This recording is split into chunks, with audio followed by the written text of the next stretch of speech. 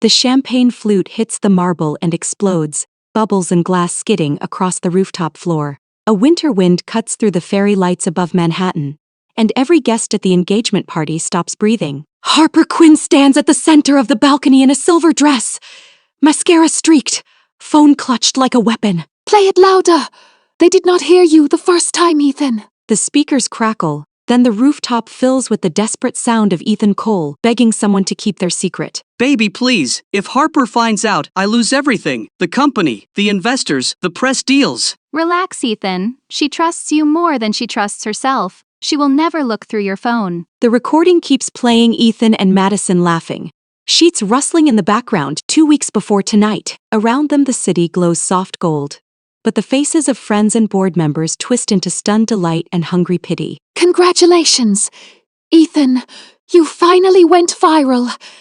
It just happens to be you cheating on your fiancée with her co-worker. Tell me, was sleeping with Madison part of the business plan or just a side project you forgot to mention? Harper, stop. We can talk about this inside. You are upset. This is not what you think. It is exactly what I think.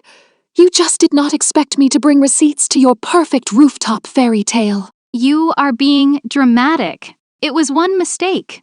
You were always married to your work anyway. Right. You were just helping him relax. On my sheets, in my apartment, during my last business trip. Laughter ripples through the crowd, quick and cruel.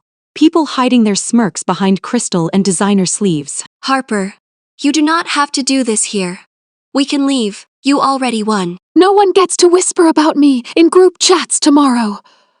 I will write the story myself tonight. Ethan Cole, you told me every share in your company was in both our names after the wedding. Care to explain this little email? She taps her phone, and the giant screen behind the bar flashes with a contract, his signature bright and confident. Below it, a second document appears, dated last week, quietly removing her from the future ownership structure. It is a temporary restructuring. The lawyers said it was safer. You were going through a lot. You mean I was busy building your brand, while you signed away every promise you made to me? You stole my work, my equity, and my time, so I took your passwords and your cloud backups. A low whistle drifts from the back, and someone records every second. Phone lifted like a tiny judgmental moon. Near the stairs, a man in a black suit watches, face unreadable, glass of whiskey untouched in his hand. His name is Luca Hart, rival founder, rumored shark, the one Ethan once called the devil with better branding. Interesting. So this is how the golden couple burns down. I almost canceled tonight. That would have been a shame. Here is the fun part, everyone. This is not only about cheating. This is about fraud. Investors love that word. You used my family savings to keep your company alive. Promised to put the shares back in my name, and then quietly erased me from the cap table. Stop talking. You do not understand how this works. These people will use you. They are not your friends. You are right. You are not my friend. You are a case study, and I am about to move to the last slide. She walks to the edge of the balcony, wind tearing at her hair, the city yawning open beneath her glittering and vast. I resign from your company. I end this engagement. And I promise in front of everyone here that I will take back every cent you owe me. You wanted a brand story, Ethan. Here it is. The woman you tried to erase is going to ruin you in public. The crowd erupts into low, restless noise, half outrage, half thrill, already turning this night into legend. Harper turns away before Ethan can grab her wrist. Shoulders shaking, silver dress flashing like a blade as she walks. Harper Quinn, wait, you just declared war. You might as well pick the right general. She stops at the top of the stairs, breath ragged, anger holding her together like armor that still smells like champagne. If you are here to enjoy the show, Luca, get in line. Front row is already full. I am here to make an offer. You want revenge. I want Ethan bankrupt. We can help each other. Why would I trust the man Ethan calls the devil with better branding? Because he already betrayed you, and I have never lied to you. I have barely spoken to you. This is a clean slate. Sign with me, and I will help you take back every share, every dollar, and every headline he stole. Harper looks past Luca to Ethan, who stands broken in front of the ruined party, and something in her finally snaps. Fine, Luca, let us burn him to the ground, and then we will see what is left standing. 2 weeks later, the engagement ring sits in a glass bowl on Harper's kitchen counter, glittering like a dare she refuses to take. Her small Brooklyn apartment smells like stale coffee and new beginnings. Papers spread across the table in organized chaos. I brought donuts and the meanest gossip. Your ex is bleeding investors. The clip from the party is all over the internet. Good. Let him feel even a fraction of what he made me feel. Let every notification sting, like I did that night. You know what people are calling you online. The rooftop executioner, the patron saint of dumped fiancés. I did not do it for them. I did it because I was done being quiet. Silence never saved me. The door buzzer shrieks, slicing through their conversation, pulling Harper back to the present battlefield. Open up, Quinn. I brought lawyers, which is the closest thing I have to flowers. Harper hits the button. Heart picking up speed, not from romance, but from the sharp taste of war in her mouth. Nice place. Very human, unlike Ethan's glass museum in the sky. Some of us prefer to live somewhere that looks like people actually breathe here. 2 lawyers follow Luca inside, suits sharp, eyes sharper, dropping folders thick with printouts onto the table. Miss Quinn, we went through the contracts and the recordings you sent. There is enough here to claim fraud and breach of promise. You invested personal funds into the company under an understanding of future equity, and he misrepresented material facts. English, please. I make marketing decks, not court speeches. It means he lied, took your money, and tried to cut you out. We can drag him through every legal fire for that. She likes that part. I can see it. Her eyes are doing that spark thing again. What do you need from me to start? I already gave you passwords and old decks and investor notes. We need a clean narrative, a timeline, emails that show his promises, and proof he altered the ownership structure in bad faith. So basically, I have to turn my heartbreak into a pitch deck. You have been doing that your entire career, telling stories that make people invest. This time, you invest in yourself. For hours they work, Harper pulling up emails and chat logs, Luca marking patterns, the lawyers shaping every detail into a weapon. Here, this is the night. He promised to put half the company in my name. If I saved his launch event, he says, "You are my insurance policy, my heart and my safety net." I should have heard the warning in that. He built a company on your unpaid labor and your heart, then treated both as expendable. Juries hate that. By the time the lawyers leave, the table is a battlefield map, sticky notes like little flags planted on each betrayal. You realize if this works, you do not just get your money back. You become the girl who took down her cheating tech bro. I do not want to be a meme. I want my life back, and I want him to never do this to anyone again. You can have both, justice and a brand. Use their appetite for drama to force the settlement he fears. Later, after Jenna leaves, Harper and Luca stand by the window, Brooklyn lights soft and messy outside the glass. Why are you really doing this, Luca? You could have just watched him fall from the sidelines. Ethan has been dirty for years. He rigged bids, stole staff, spread lies. I was waiting for the right angle. Then you walked onto that rooftop and cut his mask in half in front of everyone. I respect that level of precision. So, I am just your sharp little tool? You are a partner, Quinn. You have more leverage than you think. Do not shrink to fit his version of you. Something inside her loosens, not trust, not yet, but a small space where her rage can breathe without choking her. Fine, partner. What is next on the revenge agenda? We leak the right things to the right people. Then we invite Ethan to a meeting he cannot refuse. By spring, the city markets itself in soft pastels and street cart flowers. But Ethan's company bleeds in the headlines. Sources claim the Golden founder misled his fiancée about ownership while using her savings to keep the lights on. Whispers of creative accounting and toxic culture follow, with one viral clip painting him as the king of gaslighting. Harper watches the segment from Luca's office, fingers curled around a mug of coffee that has long gone cold. I thought seeing him dragged would make me feel lighter. It just feels like holding my breath. This is phase 1, exposure. Phase 2 is negotiation. Phase 3 is execution. The fun kind, not the crime kind. You really turn everything into a strategy board. Do you even know how to have a normal feeling? I am feeling very entertained. Does that count? Still, he softens when he looks at her, like he knows walking through public humiliation is a different kind of fire. You do not have to watch every piece. Take breaks. Breathe. He does not get to own your attention anymore. Later that week, Ethan finally calls, his name lighting up Harper's screen like a warning she has been waiting for. We need to talk. Your stunt is costing me everything. You made your point. Can we fix this? You forged my future and slept with my coworker. There is nothing left to fix. You are working with Luca. He wants my company. He is using you. Harper, please listen to me this time. You had years of me listening. You used every word to bend me into something easy to control. Now, I am listening to myself, and she wants you to pay. They agree to meet in a neutral office downtown, glass walls and beige carpet, a place built to contain explosions. Harper arrives in a navy suit that fits like armor, Luca at her side, briefcase in hand, calm as a loaded gun. You brought a date to our peace talk. How romantic. Consider me her security system and her very expensive calendar reminder that she deserves better. We are here to discuss a settlement. Miss Quinn is prepared to file, but she is offering you one chance to handle this quietly. Return my investment with interest. Transfer the promised equity.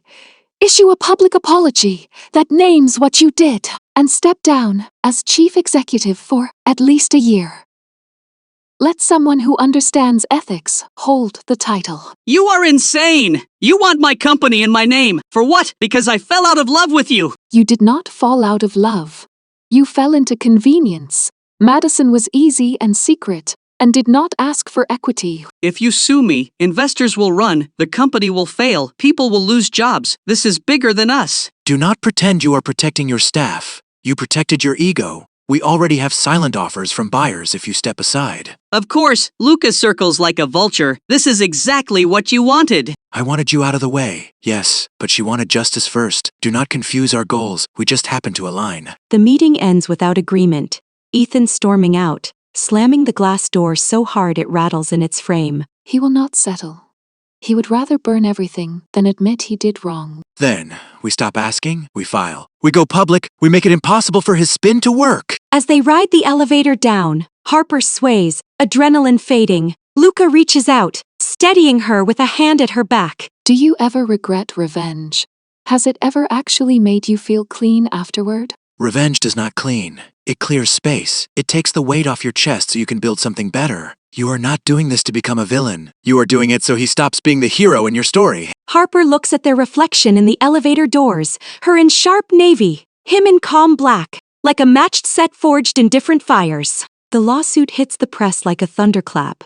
Legal filings splashed across financial sites with Harper's name in bold. Former fiancé and early investor alleges deception, unpaid labor, and deliberate removal from ownership structure. Screenshots and recordings paint a damning picture of modern betrayal in love and business. Her inbox explodes with messages from strangers, women and men, who see pieces of their own stories in hers. You do not know me, but watching you stand up for yourself made me leave a man who kept me small for years. Thank you for turning your pain into a warning flare for the rest of us. In court, Ethan looks thinner. The confident glow replaced by a drawn edge. Madison nowhere in sight. Harper sits behind her lawyers in a dark suit, hands steady, eyes sharp, knowing cameras catch every angle. These accusations are exaggerated. This is a bitter ex using the media to punish me for a breakup. Explain then, why you hid contract changes from me, why my savings went into a company I no longer had a claim in. If this was just a breakup, you would have cried, blocked my number, and moved on. You chose fraud instead. The judge listens, unimpressed with Ethan's charm, more interested in the neat line of evidence Harper's team lays down. Emails show a pattern of assurance followed by secret alterations. Mr. Cole benefited materially, while Miss Quinn carried unpaid risk. Outside, reporters swarm like seagulls, shouting questions, cameras flashing bright enough to erase the gray sky. Harper, do you want Ethan to lose everything? Is this justice or revenge? I want consequences. If that feels like losing everything to him, maybe he should have valued people more than profits. Luca, are you using this case to orchestrate a takeover? I am using my resources to support a wronged partner. If Ethan's board approaches me after this, that is their decision. Privately, in Luca's car, the windows tinted against flashing cameras, Harper finally lets herself shake. I hate that he still has this much power over my body, my heartbeat, even when I am the one dragging him to court. Your body is not reacting to him. It is reacting to survival. It remembers when you had to swallow everything to keep the peace. Now you are letting the truth out. It is messy at first, then it gets easier. Weeks pass, hearings stack up, Ethan's brand crumbles, sponsors pull out, board members whisper about replacing him. He is falling apart, Harper. You got what you wanted. Can you stop now? People are getting hurt. The people who are hurting now watched me fall apart in private and said nothing. Funny how concern shows up late. I made a mistake. We both did. I thought he loved me. I thought you would move on like you always do. You did not just take my boyfriend. You helped him erase my work. You sat in rooms built with my blood and called them yours. Forgiveness is not a coupon I hand out because you feel uncomfortable now. The final hearing approaches, tension thick, investors watching. The outcome poised to decide the fate of Ethan's company. His board reached out. They want to talk about emergency leadership if he loses. You do not have to be in that room. I spent years in rooms where my name was missing from every slide. I am taking my seat this time. On the day of the decision, rain sheets down the courthouse steps, washing clean the chalk protest slogans for a moment. Inside, the air hums with electricity. Reporters lined up, whispers trading predictions like stock tips. After reviewing the evidence, this court finds in favor of Miss Quinn on the majority of her claims. Mr. Cole is ordered to return her investment with interest, transfer a fair share of equity, and issue a formal apology. The court also recommends independent oversight for company leadership moving forward. The words land like a quiet explosion. No confetti, no music, just the sharp intake of breath from every person present. It is done. I actually won. You did not just win, you set a standard. People will cite this case for years. Your name is now a warning label. Outside the courthouse, cameras flash like lightning, but Harper does not flinch this time. Harper, any words for others who feel betrayed like you were? Believe yourself fast. Do not wait for someone who hurt you to tell you it was real. Your instincts are not drama. If they gamble with your heart and your future, make sure they pay in currency they actually care about. Ethan, do you have anything to say to Miss Quinn today? I am sorry, Harper, for the lies, for the contracts, for all the ways I made you feel small. I thought I could have everything, and I treated you like a resource, not a person. I believe you are sorry, but that does not make us even. This is not about revenge anymore. It is about balance. You have to live with the fact that the person you underestimated is the one who cut your crown in half. Ethan lowers his gaze. The cameras catching the moment his myth finally cracks in public. Weeks later, Harper stands in a new office, one she designed with plants and soft light, walls lined with stories of survival. She has started a small fund to support people leaving abusive professional and romantic partnerships, a place where betrayal becomes fuel. Look at you, CEO of Heartbreak Recovery. Proud is not a big enough word. I just got tired of being the before picture in someone else. Success story. This time, I am the after. Luca appears in the doorway, loose tie, coffee in hand, smirk softened into something almost gentle. Your new board wants to meet next week. Investors love a redemption arc, especially one with sharp teeth. I am not a redemption arc for him. I am my own story now. Good, because I did not sign up to play second lead to your ex. I like my role exactly where it is. And what role is that exactly? Co-conspirator. Potential love interest, man who brings good coffee and better legal advice. We can negotiate the title. Harper laughs, a real sound this time, not soaked in bitterness, but in bright, wild relief. Titles we can workshop, but one rule stays. If you ever lie to me, I will end you with a press conference. Deal. Terrifying rooftop executioner. He holds out his hand and she takes it, not as a woman clinging to a new savior, but as a partner choosing her future. Outside the window, the city keeps moving, indifferent and brilliant. But somewhere on a rooftop, broken glass has already grown into legend. Thanks for watching. Follow for more romance stories.